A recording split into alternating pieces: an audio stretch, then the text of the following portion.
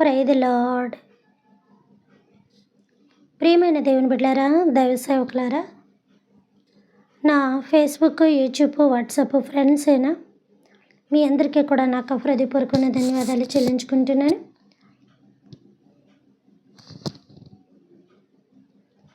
ప్రియమైన దేవుని బిడ్డలారా, ఎప్పుడులానే ఈరోజు కూడా మనం ఒక 1 డే మెసేజ్ చూసుకుందాం. ఇంకొక 2 days 3 days నేను ఇలా 1 డే మెసేజ్లో చెప్తాను.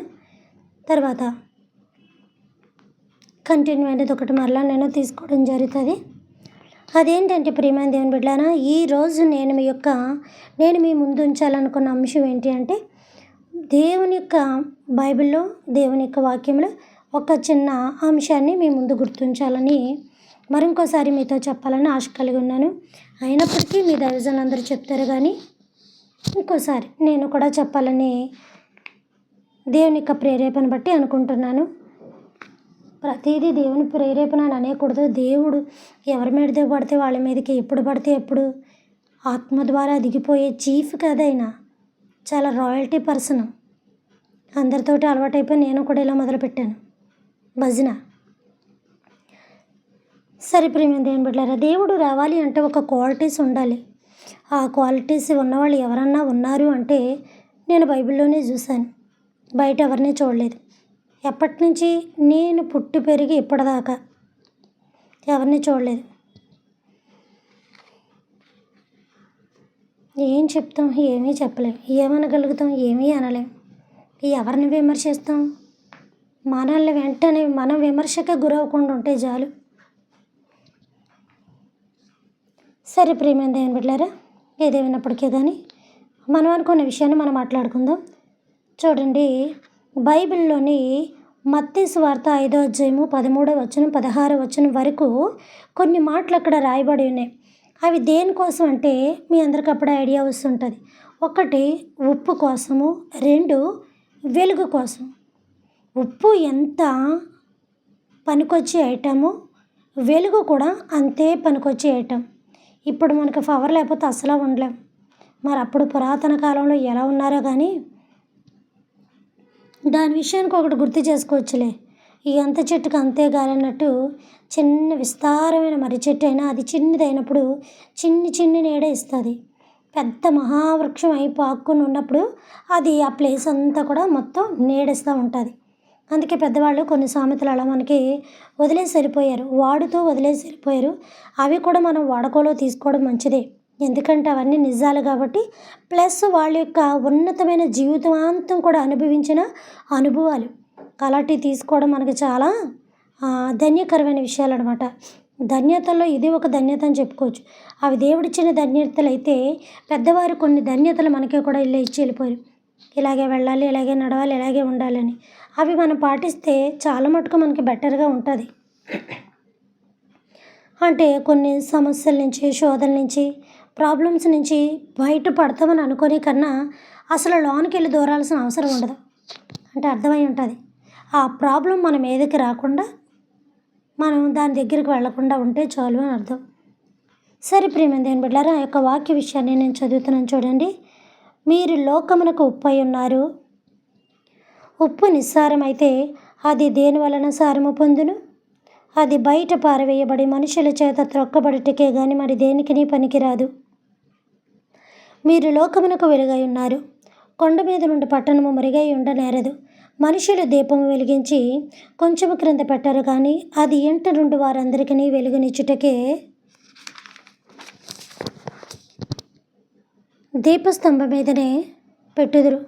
మనుషులు మీ సత్క్రియలను చూచి పరలోకమందున్న మీ తండ్రిని మహిమపరచినట్లు వారి ఎదుట మీ వెలుగును ప్రకాశింపనీయుడి.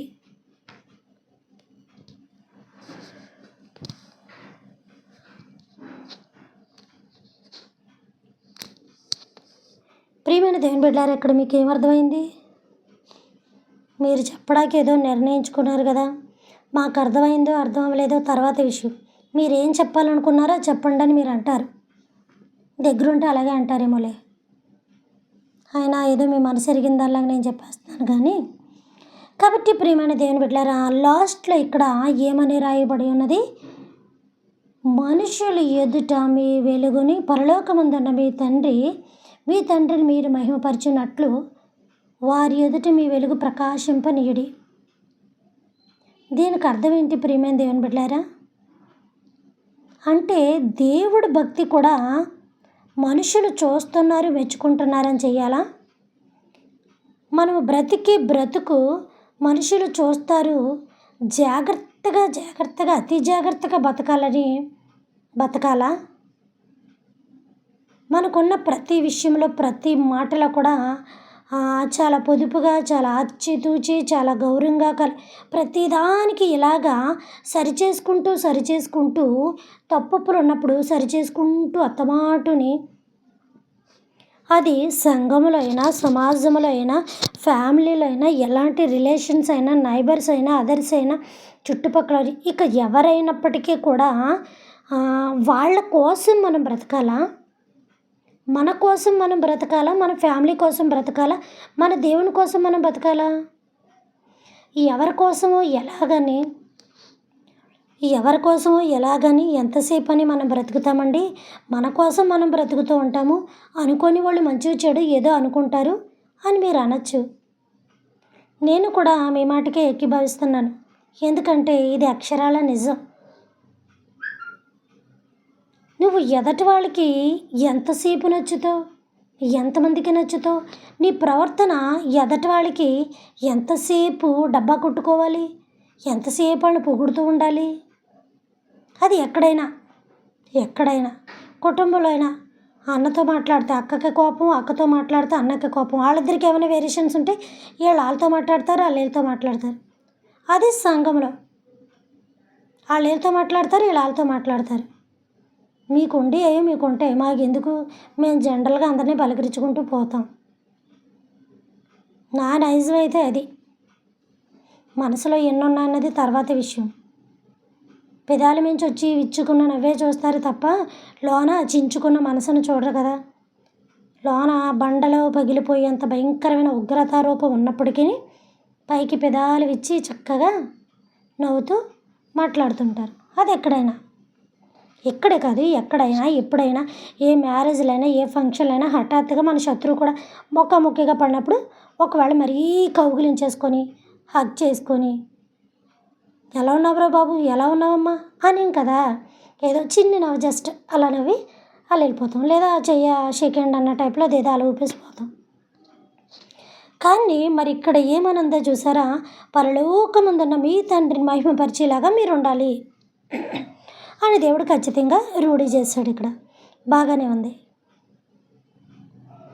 ఇప్పుడు మరలా పదే ఒక అతన్ని తీసుకోవాలి.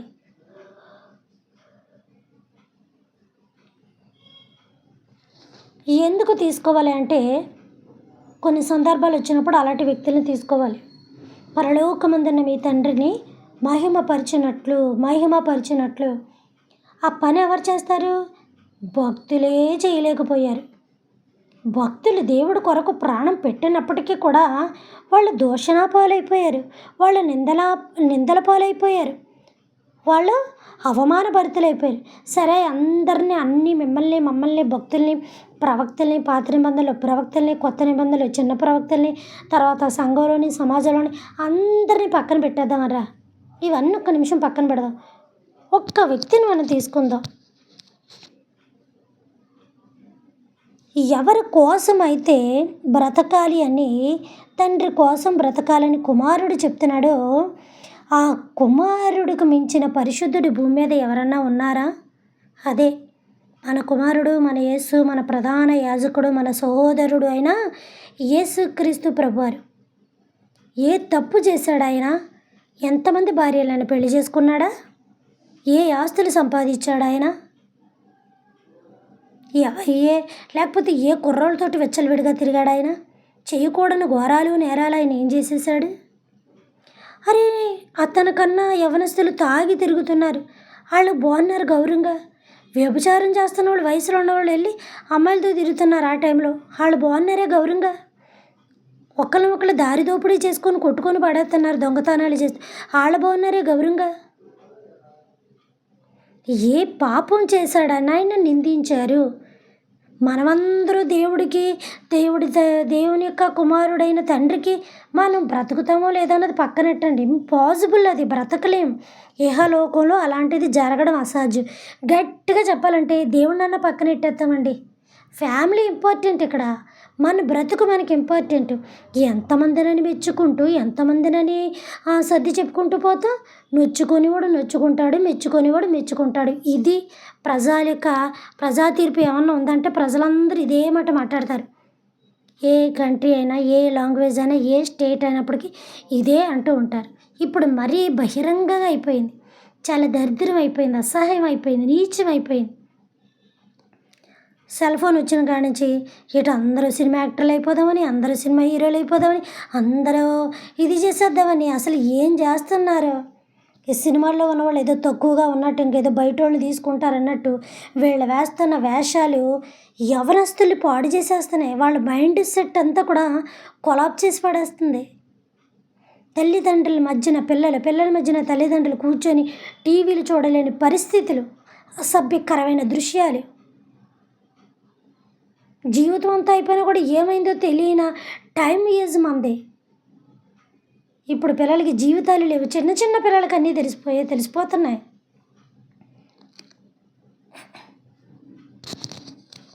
నా లైఫ్ నా ఇష్టం, ఇది ఒకటి వచ్చింది. కష్టంగా ఉంటుంది ఈ మాట వినడానికి. నేను అందరిని అంటలేదు సుమా, చాలా ఎవరిని కూడా అంటలేదు. సంఘంలోని సమాజంలో జరుగుతున్న తీరుని ఒక్కసారి మీ ముందు పెడుతున్నాను. మీకు తెలియంది కాదు, నేను చెప్పాల్సిందే కాదు, నేను చెప్తే మీరు నేర్చుకోవాల్సిందే కూడా కాదు.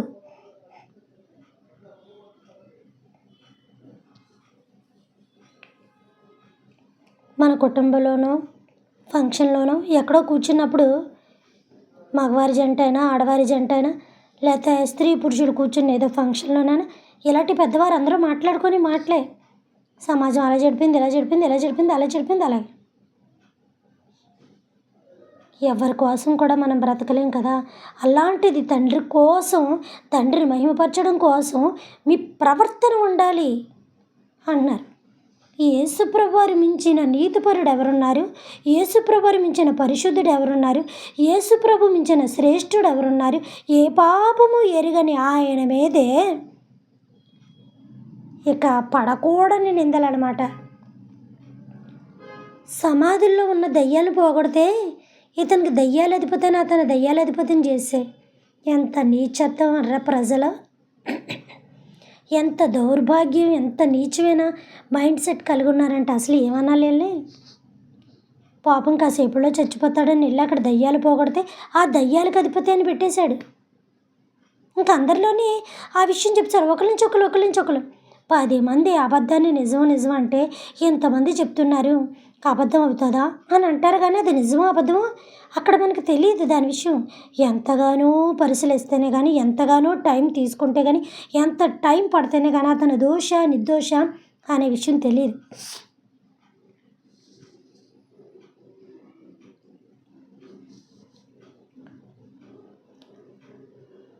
ఈ అద్భుతాలు చూడలేక, ఈ ఆశ్చర్యాలు చూడలేక కుళ్ళుమూతతనంతో దేవుణ్ణి పట్టుకొని ఎక్కడికి వెళ్తే అక్కడే స్వాస్థ్యులు పంపించి, పరిసరాలు పంపించి, చెడ్డ మాటలు, సువార్త ఆగిపోయే మాటలు, ఇక సువార్త చెయ్యలేని మాటలు, వీళ్ళు చేసి ఉద్ధరించేదేమీ లేదు.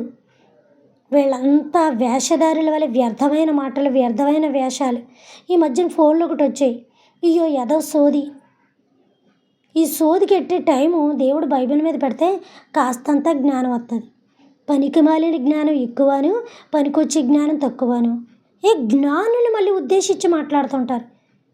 నీకు తెలిసింది స్పూనుడు, గ్లాసుడు తెలిసిన వాడితో టెన్షన్ వేస్తావు. స్పూన్లో వాటర్ ఎంత పడుతుంది, గ్లాసులో వాటర్ ఎంత పడుతుంది? నోరు వేసుకొని అడ్డంగా పడిపోయి, అడ్డంగా వాదించి అసభ్యకరంగా మాట్లాడతారు. తెలీదు, జ్ఞానం లేని మూర్ఖులు, ఈ జ్ఞానులాగా ఫీల్ అయిపోయే వ్యక్తులు. అంత జ్ఞానం పెట్టుకున్న యేసుప్రభుని కూడా అలాగా తీసి పడేశారు. ఇక శిష్యులు ఏపాటి, శిష్యుని కూడా తీసి పడేశారు. మరలా చెప్తున్నాను, మొన్న చెప్పిన విషయం, ఎన్నోసార్లు చెప్పిన విషయం. యేసేపు దేవుని కొరకు వెలుగుగా, దేవుని కొరకు నీతిగా ఉండాలని బ్రతుకుతున్న వాడి మీద ఈ మా తల్లి కోరిక తీర్చలేదని నిందేసింది. అప్పుడు రాజుగారు అతని సభలోకి లాగి ఆ జనాలందరిలో ఆ జైల్లో పెట్టించినప్పుడు ఎంత పరుగు పోయి ఉంటుంది. ఎంత చేయకపోతేనో రాజుగారు ఏకంగా చెరసాల్లో పెట్టేశాడు. ఎక్కడ? చెరసాల్లో పెట్టేశాడు. అతడు చేశాడా లేదని రాజుగారి తర్వాత పరిశోధన, అది దేవుడి విషయం బట్టి తర్వాత తేలింది. కానీ ముందు నింద అయితే పడిపోయింది కదా. నువ్వు చూసావా దేవుడి బిడ్డల మీద నింద వేయడానికి? నువ్వేమైపోతావన్న ఆలోచన నీకుందా? నీ కుటుంబం ఏమైపోతుందన్న ఆలోచన నీకుందా? నీ బిడ్డలు ఏమైపోతారన్న ఆలోచన నీకుందా? దైవజనులతోటి, దైవంతో ఉన్నవాళ్ళని ఆటలాడడానికి ఎంత మాట పడితే అంత మాట అనడానికి అసలు అది నోరా? లేకపోతే ఇందాక చదివాను అపోస్తల కార్యాలు 12వ అధ్యాయం నుంచి చదువుకుంటూ వచ్చాను కిందకి. రాజవస్త్రములు వేసుకొని ఒళ్ళు పొగరెక్కి కొవ్వెక్కి దేవునికి వ్యతిరేకమైన పదాలు మాట్లాడుతుంటే, అబ్బా దేవుడే దిగిపోయి మాట్లాడుతున్నాడు, దేవుని స్వరంతో మాట్లాడుతున్నాడు. దేవునికి ఒళ్ళు మండిపోయింది. అంతకుముందే పేతురికి ఉరిశిక్ష వేయించాలనుకున్నాడు. అంతకుముందే యోహానుని తలగొట్టిచ్చేశాడంట. అదేదనమాట? పండగ తినమంట. అది పండగ, ఇది పండగ, ఇది పండగ అనేతో అవన్నీ పండగలకు అది పులియని రొట్టెల పండుగ మాత్రమే అపోస్తల కార్యాలు 12వ అధ్యాయంలో ఇందాక నేను చదివాను. కావాలంటే మీరు చదవండి. పాత నిబంధన నుంచి కొత్త నిబంధన దాకా పండుగ అనే మాట ఇక్కడ చాలా క్లియర్గా మెన్షన్ చేయబడింది. కనిపించింది నాకేటి మీకు కనపడుతుంది. నేను గతంలో కూడా 2-3 సార్లు చెప్పాను. ఇది కూడా ఇవ్వాలని పరిశోధన చేస్తున్నాను. దెబ్బకు వెంటనే ఆ దోత వచ్చి వాళ్ళ పేతురికి సంఖ్యలు వేసేస్తే చెరుకోక కుడివైపున ఎడమవైపున బంట్రోతులు కాపలా ఉన్నారంట. అంటే ఏంటి, నేనేదో లేనిది కల్పించి చెప్తున్నట్టు కాపలా ఉన్నారు. అలాగా తర్వాత అతను కూడా తెల్లారితే చంపడానికి చూశారు. సిద్ధపడ్డప్పుడు దేవదూత వచ్చి అవన్నీ విడిపించి ఒక గేటు వాచ్మెన్, 2వ గేటు వాచ్మెన్, అదే కాపలాదారులు, ఈ కాపలాదారులని గేట్లు అదంతటా అవి విడిపోతాయి. దేవుడు కృప కలిగిన వాడు, దేవుడు మహిమ కలిగిన వాడు కాబట్టి ఎందుకు విడిపోతాయి. అప్పుడు బయటికి తీసుకెళ్ళి ఒక వీధి దాటిన తర్వాత వదిలేసిందంట. తర్వాత అతను ఏదో కోపడ్డాడు వాళ్ళ మీద, అదే అయిపోయింది, బాగానే ఉంది. తర్వాత రాజవస్త్రం వేసుకొని ఈయన గారు అనేక మందిలో స్పీచ్ చేస్తున్నాడంట. మంచి ప్రేచరేమో ఈయన చక్కగా స్పీచ్ చేస్తుంటే వెంటనే వీళ్ళందరూ దైవస్వరమే వీళ్ళకి తెలిసినట్టు. దైవమేదో దయ్యమేదో తెలియదు కానీ ఇక అన్ని దయ్యం బట్టే జరిగే కార్యాలు, ఇక అన్ని దేవుడు బట్టే జరిగే కార్యాలు, దేవుడి చేత చేస్తున్న కార్యాలు దయ్యం బట్టని, దయ్యం చేత చేస్తున్న కార్యాలు దేవుడు బట్టని ఎంత గమ్మును తిప్పేస్తారో. ఇంతకాళ్ళు దయ్యం పట్టి మాట్లాడుతున్నారు. వెంటనే దరిద్రమైన, అసహ్యమైన, నీచమైన పురుగులంటండి. నాకు ఆ మాట చదవగానే నేను పెద్ద ఎలర్జీ పేషెంట్ని. నేను ఎలర్జీలో మహా ఎలర్జీ. నాకు నా బాడీకి ఎలర్జీ లేదు కానీ ఏమీ లేవు కానీ నాకు అలాంటి చూసినా పెట్టిన వెంటనే నాకు ఒళ్ళంతా ఒకలాంటి వికారం వచ్చి వామిటింగ్ అయిపోతుంటుంది. అంత అసహ్యం నాకు. వెంటనే బైబిల్ ఆపేసాను, మూసేసాను. ఇంకా పురుగులు పడి అక్కడికక్కడ చచ్చిపోయాడంటండి.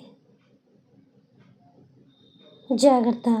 దేవుని బిడ్డల విషయంలోనూ మాట్లాడేటప్పుడు ఒళ్ళు జాగ్రత్తగా పెట్టుకొని మాట్లాడాలి. అన్నీ దయ్యాలు బట్టి జరుగుతున్నప్పుడు దయ్యాలు కూడా దయ్యం ఏదో నీకు వచ్చి చెప్తుంది వాళ్ళ ఒంట్లోకి వెళ్ళి నేను ఎలా చేస్తున్నానని.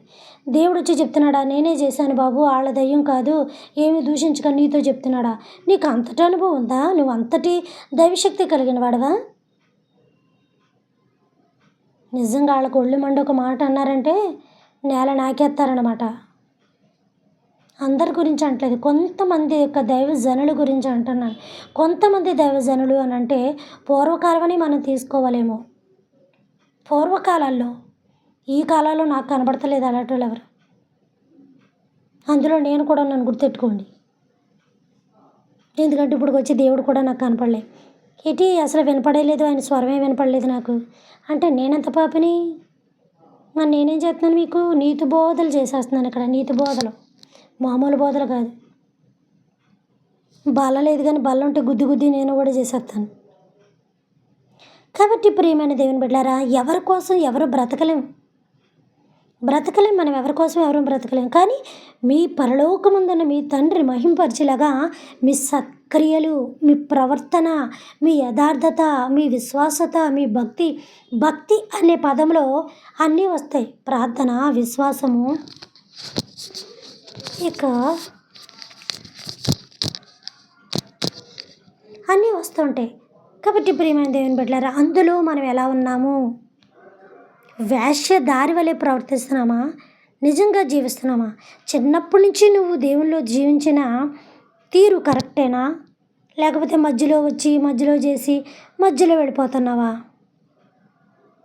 లేకపోతే సంఘం కోసం, సమాజం కోసం నువ్వు జీవిస్తున్నావా? లేకపోతే నువ్వు నీ కుటుంబం రక్షింపబడాలని యెహోషువలాగా మాట్లాడగలుగుతున్నావా? ఈరోజు యెహోషువలాగా మాట్లాడగలిగిన వ్యక్తులు ఎవరు లేరండి బాబు. ఎంత ధీటుగా చెప్పాడు, ఎంత గర్వంగా చెప్పాడు, ఎంత పొగరగా చెప్పాడు. దేవుడు కూడా అదే చెప్తున్నాడు. అతిశయించేవాడు దేని బట్టి అతిశయింపవలనగా భూమి మీద కృప చూపుచు నీతి న్యాయములను జరిగించుచున్న యెహోవాను నేనని నన్ను బట్టి ఆనందించండి రా బాబు, మీకు దాన్ని పెడతాను. అలా చెప్పాడండి యెహోషువ. మీరేమైపోతారో అయిపోండి, చస్తారో చావండి, బతుకుతారో బతకండి. మోషే అయిపోయాడు, మిమ్మల్ని సాకి నా దాకా వచ్చింది, నేనైపోయాను సాకి ఇదిగో లాస్ట్కి వచ్చాను, ఇదిగో మీకు ఇస్తానన్న భూభాగం ఇచ్చేసాను. మీరు అప్పుడు మారలేదు, ఇప్పుడు మారలేదు, ఇక ఎప్పుడు మారతారన్న నమ్మకం నాకు లేదయ్యా బాబు. కాబట్టి మీరేమైపోతారు నాకు అనవసరం.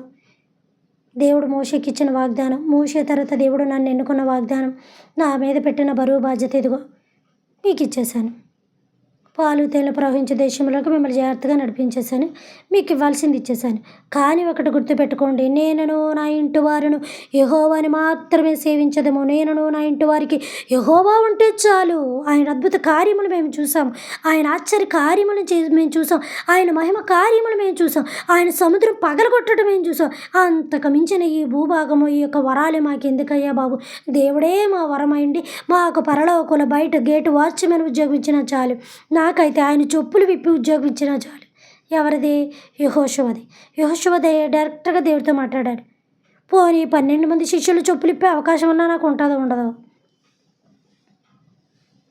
నా అంత అదృష్టవంతం కూడా నేను కాదు, కానీ అతని చెప్పుల వర విప్పుటకైనను నేను పాత్రురాలను కాను. కాబట్టి ప్రియమైన దేవుని బిడ్డలారా, ఎవరి కోసము మనం బ్రతికినా బ్రతకకపోయినా ఆఖరికండి భార్యనన్నా లెక్క చేయడం మానే. నిన్ను లెక్క చేస్తుంది ఆవిడ. నీ భర్త నువ్వు లెక్క చేయడం అయినా నీ భర్త నిన్ను లెక్క చేస్తాడు. మీ పిల్లలు మీరు లెక్క చేయకపోయినా అలా లెక్క చేస్తారు. ఎందుకంటే ఇది కుటుంబం యొక్క వ్యవస్థ. కాబట్టి కాసేపు కొట్టుకున్నా తిట్టుకున్నా ఎలాగున్నా అలిగేసి ఎక్కడికి వెళ్ళిపోయినా మళ్ళీ కుటుంబంలో కలవక తప్పదు, ఒకరికొకరు మాట్లాడుకోక తప్పదు, మన యొక్క కుటుంబ బాంధవ్యాన్ని ముందుకు నడిపించుకోక తప్పదు.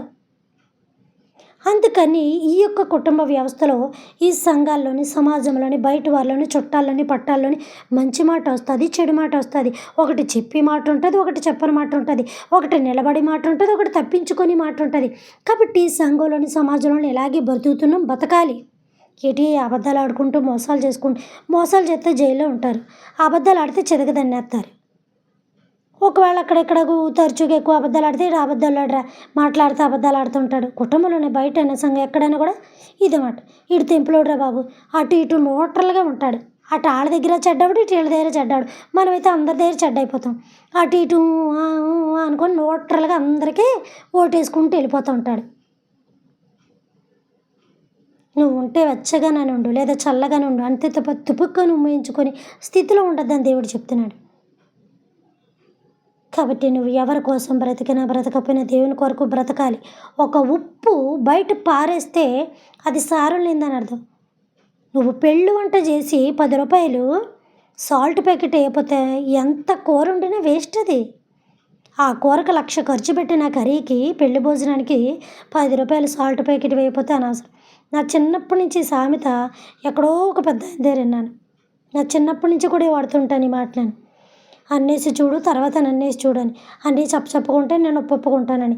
అలాగే లోకము, లోక జీవితాలు, లోక బాంధవ్యాలు అన్నీ కూడా చెప్పుకుంటాయి. దేవుడు మాత్రమే సారంగా ఉంటాడు. అలాగే నీ జీవితంలో వచ్చిన సమస్యలు బట్టి, శోధనలు బట్టి, ఆరోగ్యం బట్టి, అనారోగ్యం బట్టి, అప్పు బట్టి, ఆస్తి బట్టి, నీ కుటుంబానికి సంబంధించిన ఏదో ఒకటి అన్నీ కూడా చీకటికరంగానే ఉంటుంది, మనశ్శాంతి ఉండదు. కానీ దేవుని యొక్క వాక్యం నీకు వెలుగుకరంగా ఉంటుంది, మహిమకరంగా ఉంటుంది. నా వాక్యము నీ పాదములకు దీపమై ఉన్నది అన్న విషయం మర్చిపోదు సుమా.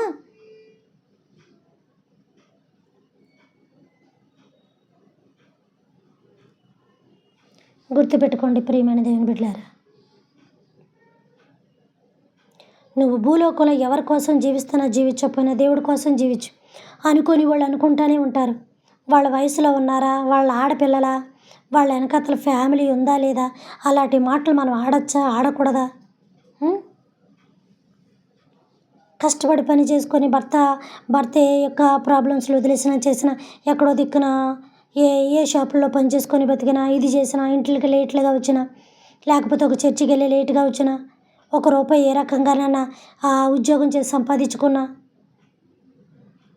నోరిప్పి తప్పుడు మాట్లాడే ముందు ఆ నోటి మీద ఎన్ని పురుగులు దేవుడు వారిస్తాడో గుర్తుపెట్టుకోండి. నువ్వు చూస్తే మాట్లాడు, కళ్ళారా డైరెక్ట్గా చూస్తే మాట్లాడు.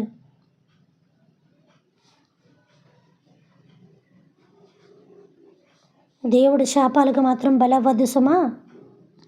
విచ్చలవిడితనంగా నోరు ఉంది కదా అని అనడానికి ప్రయత్నించారు అంటే దేవుడు ఊరుకోడు. తీరన్న మనం చూసి వచ్చామేటి, మనకెందుకులే, అన్నీ అనేస్తారు, అన్నీ చేసేస్తారు, అన్నీ మాట్లాడతారు, మనం చూసి వచ్చామేటి, మనకెందుకులే, ఎవరి దారాలది లాస్ట్లో ఇది.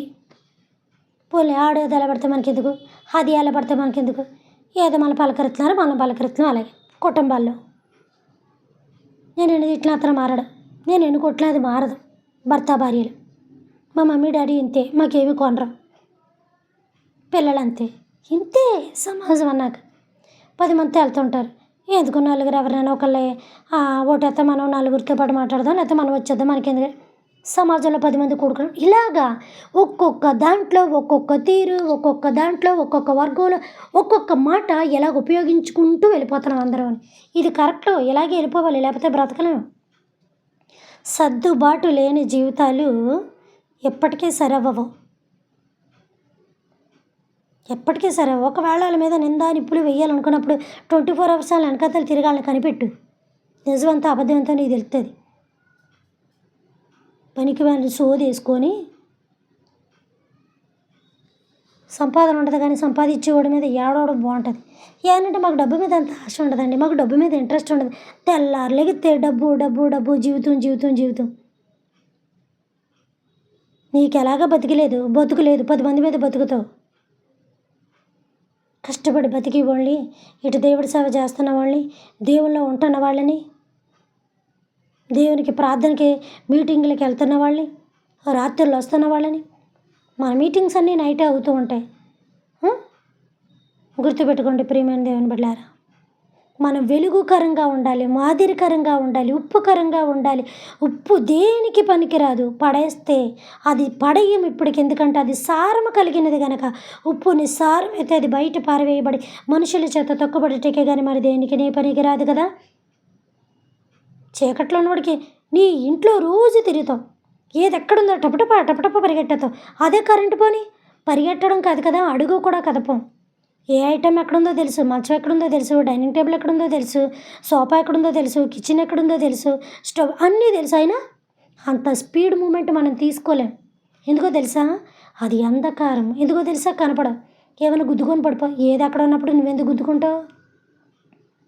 ఖచ్చితంగా గుద్దుకుంటావు, ఎందుకంటే అది చీకటి కాబట్టి దేవునిలో లేని బ్రతుకు చీకటి, దేవునిలో లేని బ్రతుకు నిస్సారము, దేవునిలో ఉన్న బ్రతుకు వెలుగు, దేవునిలో ఉన్న బ్రతుకు ఉప్పులాగా సారము కలిగి ఉంటుంది. ఈరోజు నీ జీవితంలో దేవునితోటి ఎలాంటి సన్నిహిత సంబంధాలు కలిగి ఉన్నావో, దేవునితో నువ్వు ఎలాంటి ఐక్యత కలిగి ఉన్నావో, దేవునితో నువ్వు ఎలాంటి విశ్వాసత కలిగి ఉన్నావో, విశ్వాసికి అవిశ్వాసికి పోలిక ఎక్కడ అన్నాడు.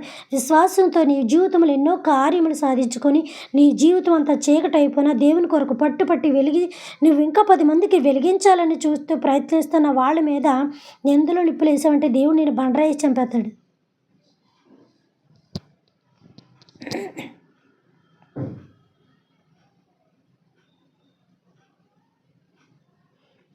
కాబట్టి ప్రియమైన దేవుని బిడ్డలారా, మన ప్రతి నడవడిక, ప్రతి మాట, ప్రతి విధానం, ప్రతి చూపు, ప్రతిది కూడా దేవుని కొరకు బ్రతకండి.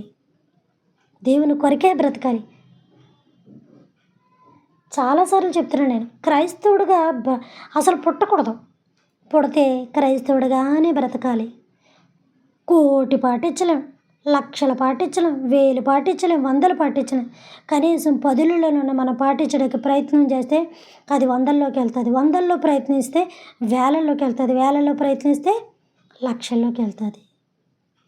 కొద్దిగా నువ్వు మార్పు చేర్పు చేసుకోవడానికి ఉంటే, నీ హృదయాన్ని మార్చుకోవడానికి ఉంటే, నీ హృదయంలో పరిపూర్ణత ఉంటే, నీ ప్రవర్తన యథార్థతగా ఉంటే, నీ నడవడికలో నీతి నిజాయితీ యథార్థత ఉంటే, నువ్వు ఎవరినో చూడక్కర్లేదు. దేవుడిని చూస్తే చాలు. దేవుడు నిన్ను ఎక్కడ పెట్టాలో అక్కడ పెడతాడు. ఏం చేయాలో అది చేస్తాడు. ఎలా ఉంచాలో అలా ఉంచుతాడు. ఏది ఇవ్వాలో అది ఇస్తాడు. ఈరోజు నీ జీవితంలో దేవుని యొక్క నామములు, ఆశీర్వాదములు, దీవెనలు అన్నీ కావాలి. సంఘంలో, సమాజంలో ఎలా నేను బ్రతకాలి అనుకుంటే కనుక ఖచ్చితంగా నువ్వు దేవుని పట్టుకొని తీరాలి. అప్పుడు నీ బ్రతుకు ఒక వెలుగుకరంగా, ఒక ఆశీర్వాదకరంగా తప్పగా దేవుడు తీర్చుతాడు. దేవుడు మీ అందరినీ దీవించును గాక. పరలోకమందున్న మా తండ్రి, మీ నామము పరిశుద్ధపరచబడును గాక.